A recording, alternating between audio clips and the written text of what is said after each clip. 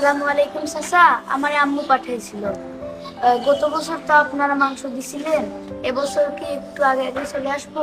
না না, তুমি আগে পিছিয়ে আসার দরকার নাই। যদি সম্ভব হয় তোমার বাসায় পাঠিয়ে দিব রে বাবা। যাও যাও, বাসায় যাও, বাসায় যাও।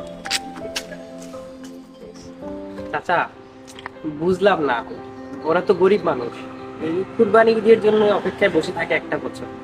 ওদেরকে তো এইভাবে ফিরিয়ে দেওয়া উচিত না চাচা। আসলে কি জানো, কুরবানির মাংস তো ওদের হক, কিন্তু এবার আমার কুরবানি নেই। তাই ভাবছিলাম আত্মীয় স্বজন তো কিছু মাংস আমার কাছে পাঠাবে, আমি ওগুলি ওদেরকে পাঠিয়ে দিই।